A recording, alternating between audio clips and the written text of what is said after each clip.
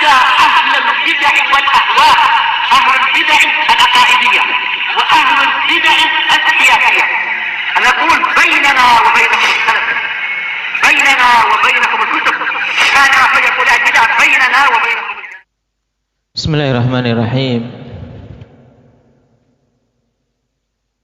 Alhamdulillahi hamdan katsiran thayyiban mubarakan fihi kama yuhibbu rabbuna wa yardah. Asyhadu an la ilaha illallah wahdahu la syarika lah wa asyhadu anna Muhammadan abduhu wa rasuluh sallallahu alaihi wa ala alihi wa ashabihi wa man tabi'ahum bi ihsanin ila yaumiddin. Amma ba'd. Ikhwanil kiram rahimani wa rahimakumullah. Pertemuan yang lalu kita mengambil dua bait yang kedua-duanya berkaitan dengan pujian atas Allah Subhanahu wa ta'ala, atas semua sifat-sifatnya yang sempurna dan nikmat-nikmatnya yang maha luas, atau nikmat-nikmatnya yang sangat luas yang diberikan kepada hamba-hambanya.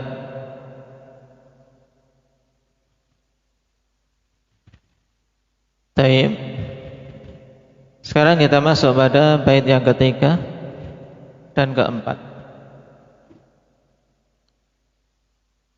Qala al-Imam Sa'di rahimahullahu ta'ala, thumma as-salatu ma'a salamin daimi ala ar-rasulil qurasyiyil khatami wa alihi wa sahbihi al-abrari al-haizi maratibal fakhari.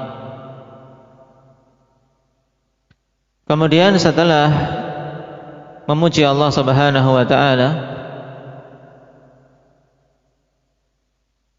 salawat serta salam yang terus-menerus semoga senantiasa tercurah atas Rasul sallallahu alaihi wasallam, yang beliau adalah seorang dari kabilah Quraisy dan beliau adalah sebagai khatamun nabiyyin. Maka disebutkan tiga di sini, ala rasulil qurasyiyil khatami.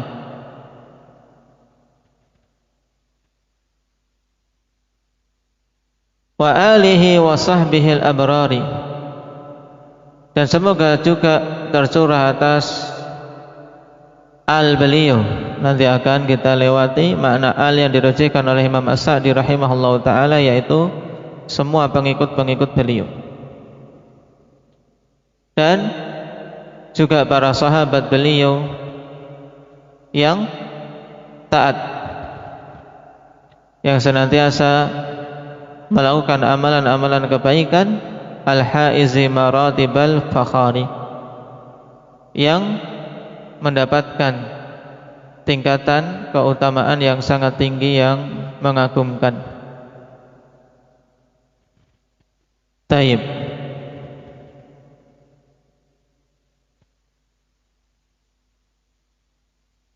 Al-fakhar asalnya itu suatu tingkatan yang membanggakan,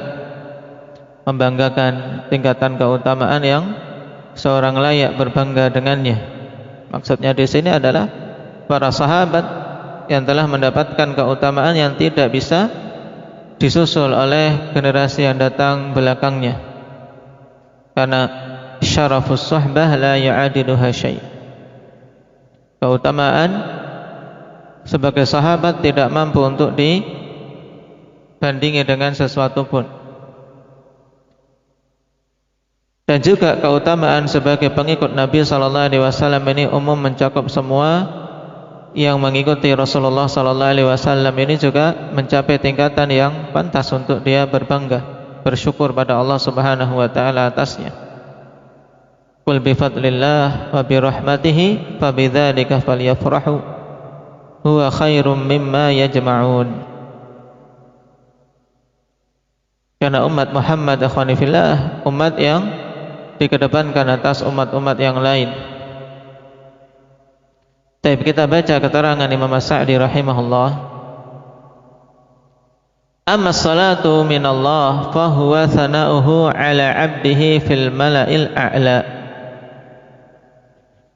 Adapun salawat, kalau itu adalah salawat dari Allah Subhanahu wa ta'ala, maka yang dimaksud adalah pujian dari Allah Subhanahu wa ta'ala kepada hambanya di sisi makhluk yang tinggi, alal mala'il a'la, yaitu di sisi makhluk-makhluk Allah Subhanahu wa ta'ala yang tinggi, yang dekat dengan Allah, yaitu para malaikat. Dan ini penafsiran yang masyhur ikhwani fillah dinisbahkan kepada Abul Aliyah rahimahullahu ta'ala, bahwasanya as-salatu minallah hiya thana'uhu ala abdihi fil mala'il a'la. Adapun kalau salawat itu dari hamba, naam, taib, yang dimaksud adalah doa.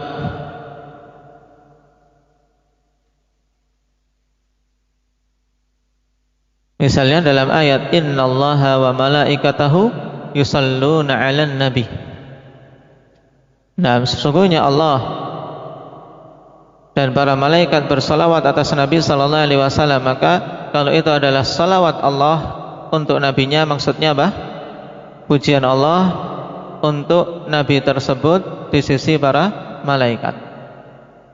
Adapun makna salawat dari malaikat untuk nabi, maksudnya adalah doa dari para malaikat untuk Nabi sallallahu alaihi wasallam dengan doa-doa kebaikan. Fa fiha husulul khair, maka pada salawat ini tercapai kebaikan, pencapaian kebaikan. Kenapa? Karena didapat pujian dari Allah Subhanahu wa ta'ala. Dan Allah perintahkan ketika bersalawat untuk digandengkan dengan salam. Naam, ya ayyuhalladzina amanu sallu alaihi wa sallimu taslima. Dengan salawat didapatkan kebaikan, dan dengan salam, kata Imam As-Sa'di, wassalam fihi daf'u syarri wal afat. Dengan salam padanya tertolak keburukan dan segala macam gangguan-gangguan, musibah-musibah. Nah, karena assalam akhwan dari assalamah, dari keselamatan.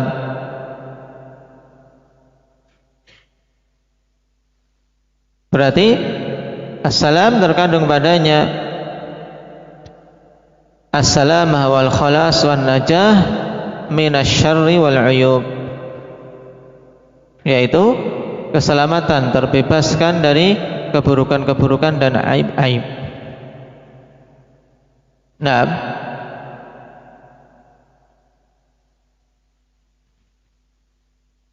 ini makna asal assalam.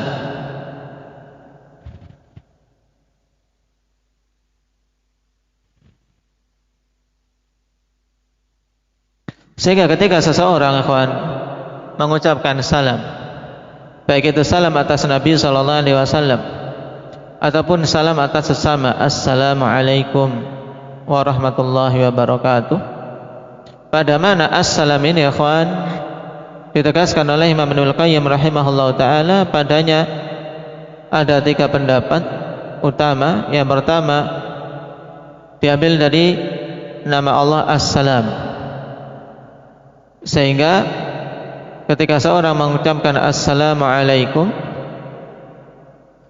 yaitu tabarruk dengan nama Allah Subhanahu wa ta'ala As-Salam. Mana yang kedua, assalam dari masdar as-salamah, keselamatan. Maksudnya berarti semoga Allah Subhanahu wa ta'ala menyelamatkanmu dari semua kekurangan-kekurangan dan gangguan-gangguan. Taib. Dan pendapat yang ketiga, ikhwan, menggabungkan antara keduanya. Dan ini pendapat yang beliau pilih rahimahullahu ta'ala, yaitu majmu'ul qaulain. Taib. Sehingga ketika ada lafdzus salam terkandung padanya 2 makna tadi. yaitu penyebutan nama Allah Subhanahu wa taala yang terkandung padanya tabarruk dengan nama Allah. Yang kedua adalah talabus salamah, memohon kepada Allah Subhanahu wa taala keselamatan.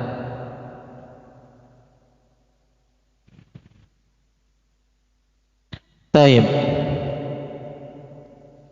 Dan kita diperintahkan untuk menggabungkan antara salawat dan salam terkait dengan Nabi sallallahu alaihi wasallam. Thumma salatu ma'salamin daimi. Nah, di sini digabungkan oleh Imam As-Sa'di rahimahullahu taala dua perkara tersebut. Yang kesimpulannya dengan salawat tercapai kebaikan dan dengan salam tertolak semua keburukan. Ala rasulil qurasyil khatami war rasul man auha ilaihi bi syar'in wa umira bi tablighi. Kata Imam As-Sa'di rahimahullah bahwasanya Rasul adalah orang yang diberikan wahyu kepadanya atau seorang yang diberi wahyu kepadanya dengan suatu syariat dan diperintahkan untuk menyampaikannya. Taib.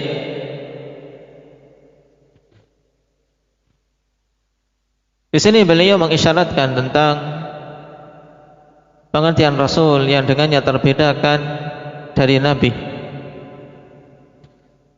Yang masyhur di kalangan manusia bahwasanya Rasul adalah yang diberi wahyu dengan suatu syariat dan diperintahkan untuk menyampaikannya.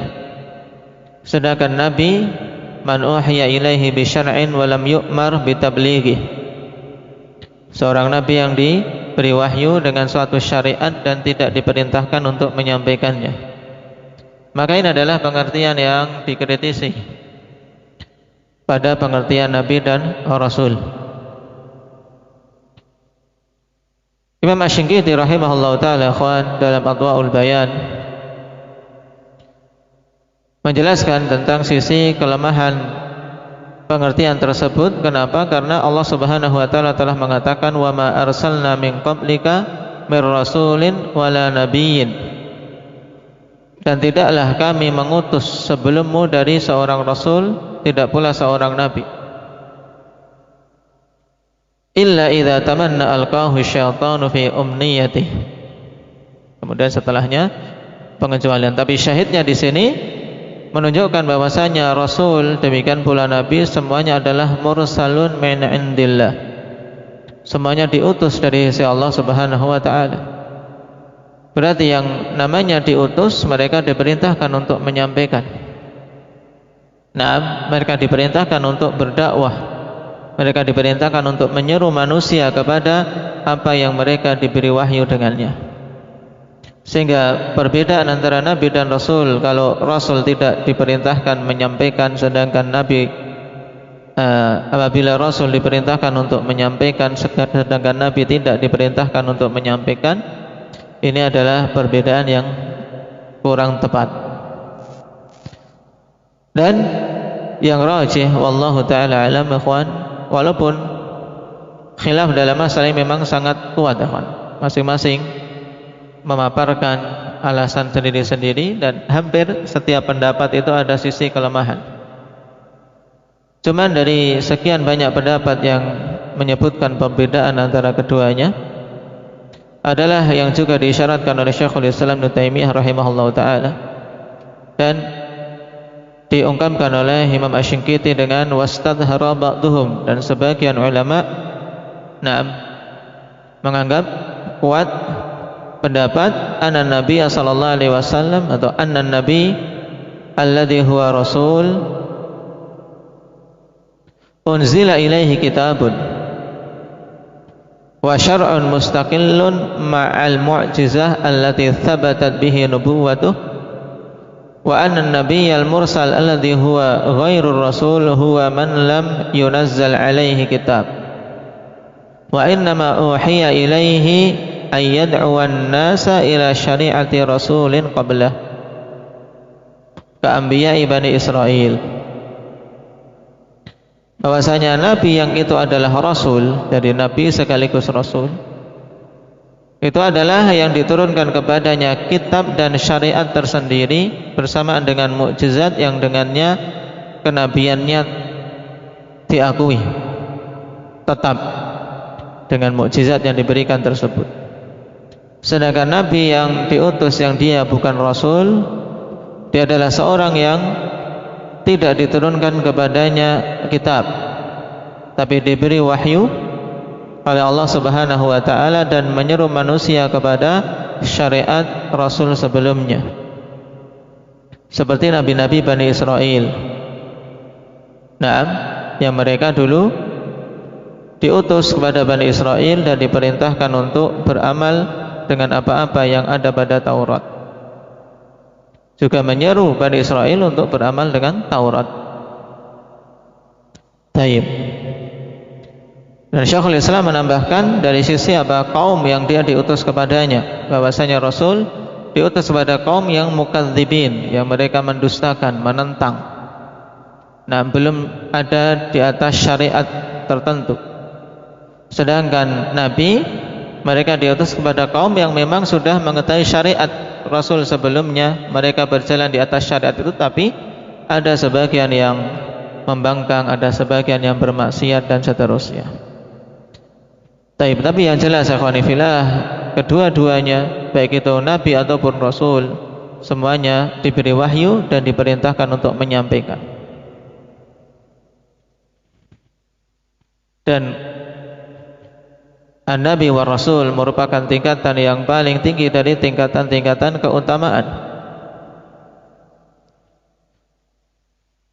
Al-Qurashi, nah, beliau dari kabilah Quraisy yang telah kita lewati pada nasab Nabi sallallahu alaihi wasallam, bahwasanya Quraisy adalah gelar untuk siapa? Indak ya Rifki. Fihr bin Malik, menurut pendapat sebagian mu'arrikhin, bahwasanya Fihr bin Malik dialah Quraisy karena apa? Dia yang mengumpulkan manusia di Batni Makkah. Nah, karena Quraisy dari taqarrashal qaum, yaitu yang mengumpulkan. Wal khatami alladhi khatamallahu bihi anbiya'ahu wa rusulahu fala nabiyya ba'dah, yaitu rasul yang dengannya Allah Subhanahu wa taala tutup para nabinya dan para rasulnya sehingga tidak ada nabi lagi setelah beliau.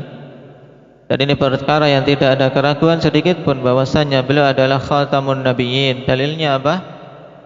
Indak apa dalilnya Iqbal?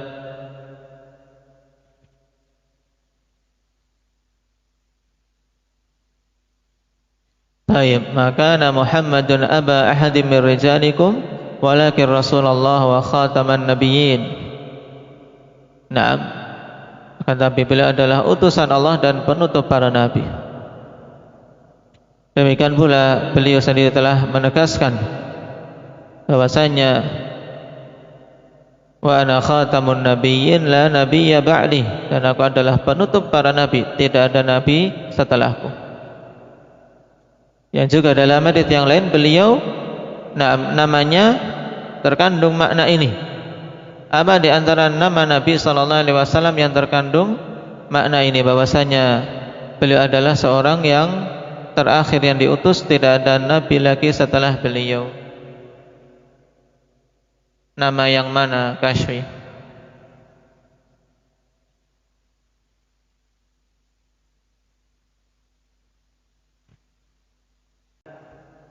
Taib. Nama Al-Aqib, sebagaimana dalam Sahihain, wa ana al-aqibu alladhi laisa ba'dahu nabi, dan aku adalah Al-Aqib. Ini nama Nabi sallallahu alaihi wasallam yang bermakna khatamun nabiyyin. Aku adalah Al-Aqib, yaitu yang tidak ada setelahnya nabi. Sehingga jelas kapan saja ada orang yang mengaku sebagai nabi setelah diutusnya Nabi kita Muhammad sallallahu alaihi wasallam, maka dia adalah kadzdzab. Kemudian wa alun nabi, dan alun nabi yang dimaksud adalah hum atba'uhu ala dinihi ila yaumil qiyamah, Yang dimaksud dengan alun Nabi adalah pengikut Nabi sallallahu alaihi wasallam di atas agamanya ini sampai hari kiamat. Sebagaimana dalam ayat tentang apa? Ala Fir'aun. Adkhilu ala Fir'aun asyaddal adab. Ala Fir'aun maksudnya apa? Atba' Fir'aun, bukan hanya keluarga Fir'aun. Yang menjadikan tarjih bahwasanya al yang dimaksud pada konteks seperti ini adalah pengikutnya, bukan hanya sekadar keluarga. Karena keluarga ikhwani fillah tidak memberikan kemanfaatan sedikit pun apabila dia tidak mengikutinya. Naam. Fayadkhulu fihi mussahabah, sehingga masuk dalam cakupan alun Nabi sallallahu alaihi wasallam adalah para sahabat radhiyallahu alaihim. Naam. Baik itu dari ahlil bait maupun selain ahlil bait.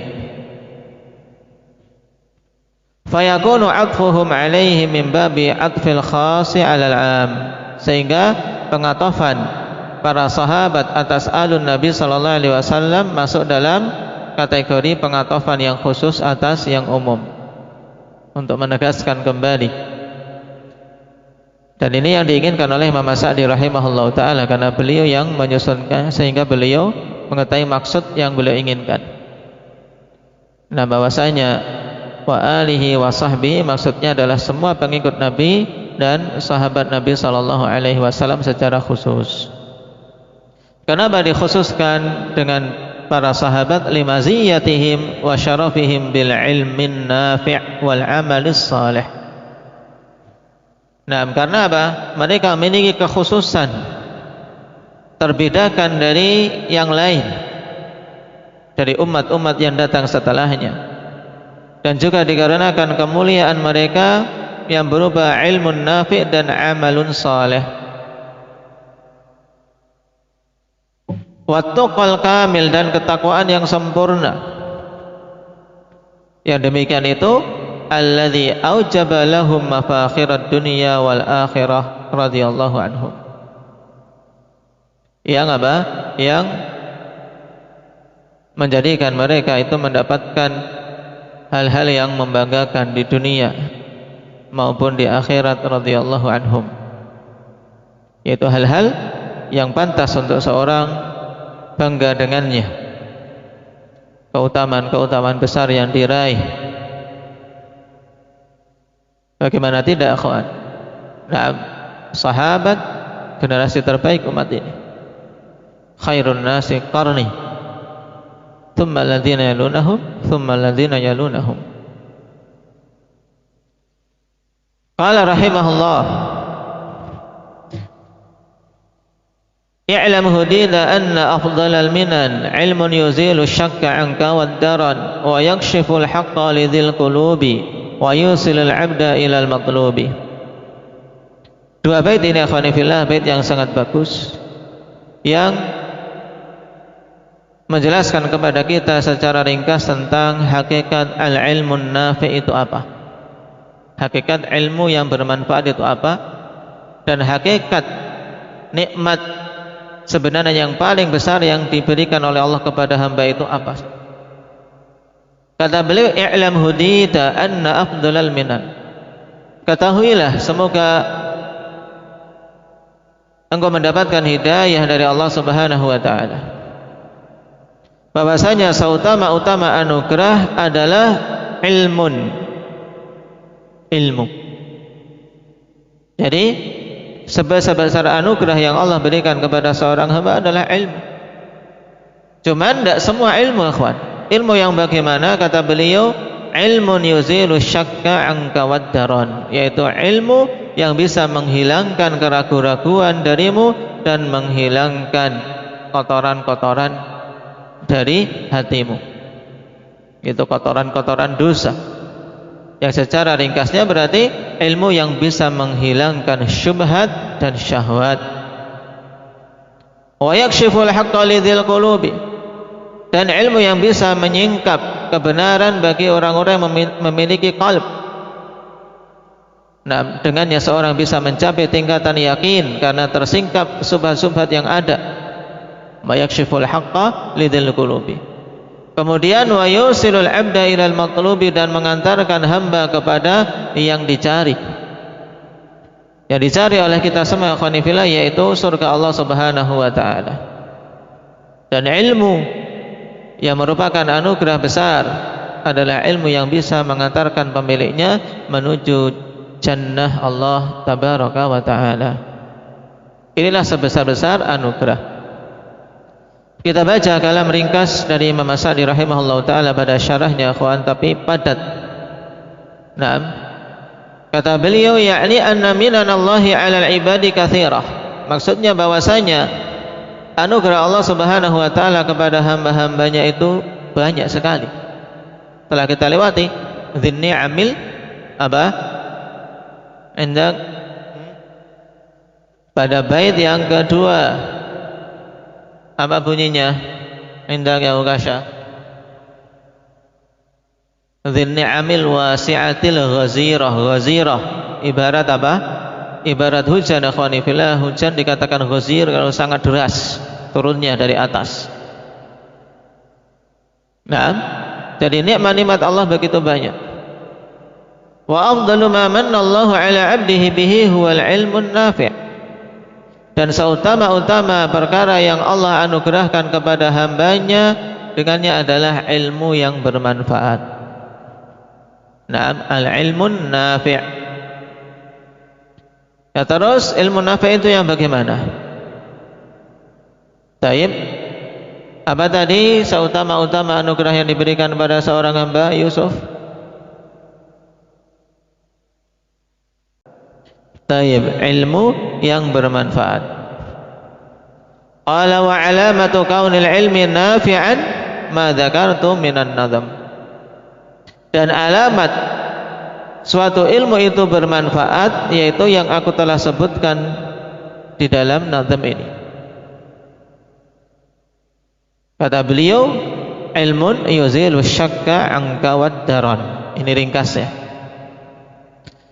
Annahu yuzilu 'anil qalbi syai'ain, bahwasanya ilmu yang bermanfaat itu ilmu yang menghilangkan dari kalbu kita dua perkara, wa huma syubhat wa syahwat. Keduanya itu adalah syubhat dan syahwat. Jadi kita belajar ilmu, ikhwan, untuk membersihkan kalbu kita dari dua hal ini. Syubhat-syubhat yang bercokol agar hilang, dan yang di luar jangan sampai masuk. Kemudian juga syahwat agar tidak mengotori kalbu kita dengan ran, dengan kotoran-kotoran. Fasyubhatu turithu syakka wa syahwatu turithu daranal qalbi wa qaswatih.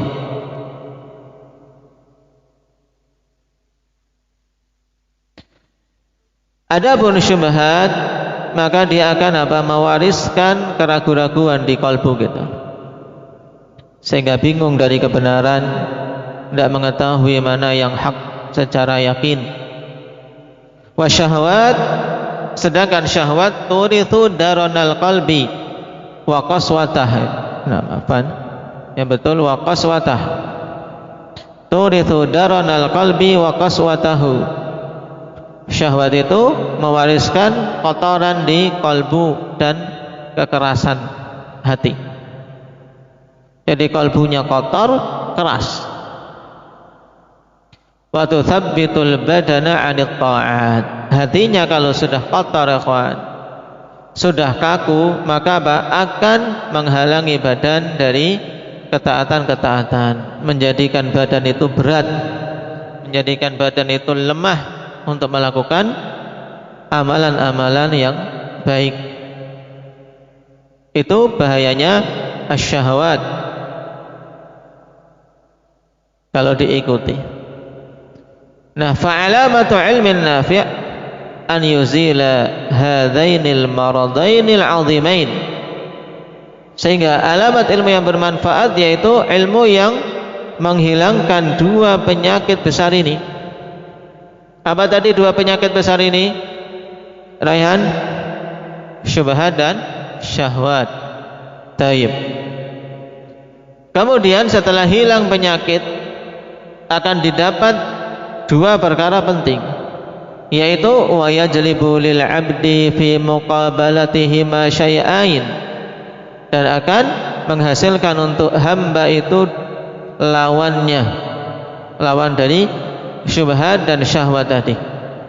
Apa itu? Wa huma al-yaqin alladhi huwa diddu syukuk wal imanut tam al-muwassilu lil 'abdi li kulli matlubin. Keduanya adalah yakin, yang itu adalah lawan dari keraguan-raguan, dan iman yang sempurna yang akan mengantarkan hamba kepada semua yang diinginkan. Iman yang sempurna mengantarkan hamba kepada semua yang diinginkan manusia. Apa? Keselamatan di akhirat. Taib al-muthmiru lil a'malis salihati alladhi huwa diddun lisyahwat, yang membuahkan amalan-amalan saleh yang itu merupakan lawan dari syahwat. Ini kalimat ringkas ikhwani fillah, tapi sangat bermakna kalau kita memahaminya. Dan rasapi kalimat ini ikhwan, agar betul-betul kita tahu ilmu yang kita cari itu apa. Hendaknya setiap penuntut ilmu duduk di majelis ilmu yang diajari adalah al-ilmun nafi'. Bukan sekedar tahu, bukan sekedar wawasan, bukan sekedar banyak-banyakan, apalagi sekedar mendapatkan ijazah atau kedudukan duniawi di mata manusia dan seterusnya. Tapi yang kita cari ikhwan al-ilmun nafi', dan alamatnya yaitu ilmu yang bisa menghilangkan penyakit syubhat dan penyakit syahwat, yang dengannya terwujud pada diri kita keyakinan dan keimanan yang sempurna yang membuahkan amal. Kapan saja hal ini kita cek pada diri kita lemah adanya, kita kuatkan. Kalau belum adanya, kita wujudkan. Kalau sudah terwujud, maka kita pertahankan. Ini yang kita harus senantiasa cek. فَكُلَّمَا ازْدَادَ الْإِنسَانُ مِنَ الْعِلْمِ النَّافِعِ حَصَلَ لَهُ كَمَالُ الْيَقِينِ وَكَمَالُ الْإِرَادَةِ وَلَا تَتِمُّ سَعَادَةُ الْعَبْدِ إِلَّا بِاجْتِمَاعِ هَذَيْنِ الْأَمْرَيْنِ. Maka kapan saja semakin bertambah pada seorang manusia ilmu yang bermanfaat, maka akan terhasilkan pada diri dia itu kesempurnaan keyakinan dan kesempurnaan keinginan. Yakin yang sempurna dan keinginan yang sempurna. Keinginan yang sempurna itu yang bagaimana? Yang terarah pada kebaikan dan berpaling dari keburukan. Nah, syahwat tidak dia ikuti. Iradahnya terarah pada yang baik. Dan tidak akan sempurna kebahagiaan seorang hamba kecuali dengan tergabungnya dua perkara ini. Wa bihima tunalul imamatu fid din, dan dengan keduanya akan didapat kepemimpinan di dalam agama ini. Naam. Qala Allah Ta'ala wa ja'alna minhum a'immatan yahduna bi amrina lamma sabaru wa kanu bi ayatina yuqinun. Dan kami jadikan di antara mereka itu a'immah, para imam, para pemimpin. Nah, yang di antara doa orang-orang yang bertakwa ikhwan, ibadur rahman yang Allah puji di akhir-akhir surat Al-Furqan, Rabbana hab lana min azwajina wa dzurriyyatina qurrata a'yun waj'alna lil muttaqina imama. Minta untuk dijadikan sebagai imam bagi orang-orang yang bertakwa. Naam. Tayyib. Nah, dalam ayat ini di surat As-Sajdah disebutkan jalan untuk mencapai imamatun fid din apa? Naam, wa ja'alna minhum a'immatan yahduna bi amrina lamma sabaru wa kanu bi ayatina yuqinun. Naam, mereka menjadi a'immah, bisa memberikan petunjuk. Naam, dengan apa? Dengan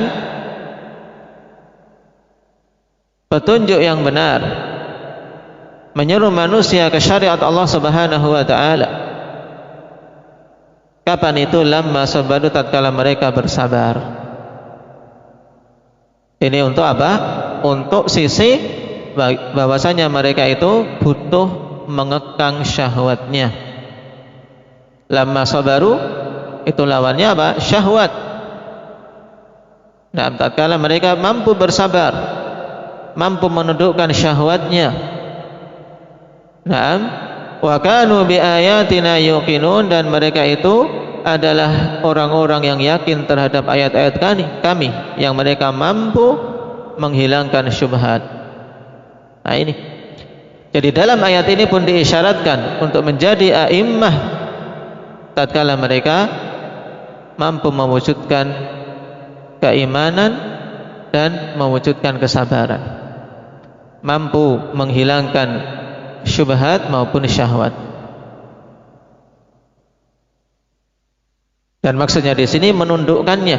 Adapun menghilangkan secara totalitas, tentunya ini sesuatu yang tidak mungkin, karena manusia tetap ada pada dirinya syahwat, tapi diarahkan syahwat tersebut pada hal-hal yang utama, hal-hal yang mendatangkan kemuliaan bagi seorang hamba.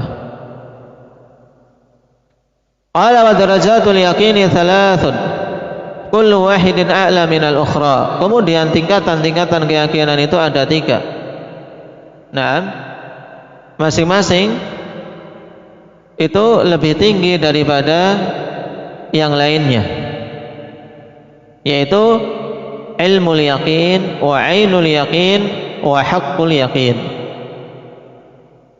Baik. Ilmul yaqin apa itu maksudnya? Kata beliau, fa ilmul yaqin ka ilminal an fil jannati wan nar. Ilmu yakin adalah seperti ilmu kita saat ini tentang surga dan neraka. Kita betul-betul yakin, sebagai seorang mukmin harus yakin bahwasanya surga itu ada, neraka itu ada. Yakin tidak, Ahmad? Hah? Yakin apa? Bahwasanya surga dan neraka itu ada. Bahwasanya surga negeri yang penuh dengan kenikmatan, walaupun kita belum pernah melihatnya. Tapi kita yakin itu negeri yang nikmatnya luar biasa. Dan neraka itu adalah negeri yang penuh dengan azab dan siksa. Kita yakin ini karena berdasarkan khabar-khabar dari Al-Quran maupun As-Sunnah. Ini tingkatannya ilmul yakin. Kemudian kalau nanti sudah tegak hari kiamat, manusia melihat surga dan neraka, kawan, taib, di depan mereka, walaupun belum masuk. Ya, kalau belum masuk ini tingkatannya ainul yakin. Ainul yakin yaitu memang sudah di hadapan mata. Idza waradan nasul qiyamah. Apabila manusia melewati tahapan-tahapan hari kiamat kelak. Fauzlifatil jannatu lil muttaqin wa burrizatil jahimu lil ghawin. Sehingga surga didekatkan kepada orang-orang yang bertakwa, kemudian neraka jahanam dinampakkan kepada orang-orang yang mereka itu menyimpang. Fara'auhuma qabla ad-dukhul, sehingga mereka melihat keduanya sebelum masuk ke dalamnya. Ini tingkatan ilmul yakin.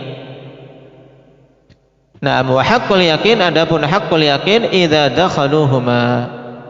Nah, haqqul yakin yaitu yang betul-betul apa? Keyakinan itu telah apa? Hakiki.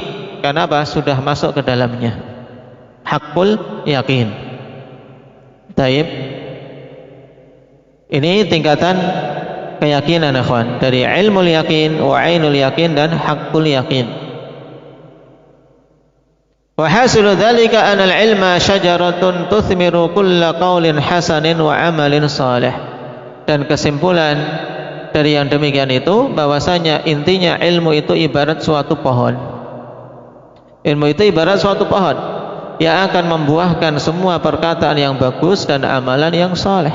Ini seharusnya, akhwan. Jadi kita ini menuntut ilmu, ya berusaha untuk menanam pohon tersebut, mengokohkan pohon itu sehingga apa? Akarnya tertancap kuat dan membuahkan buah-buah yang diharapkan ini, yaitu buahnya perkataan yang bagus.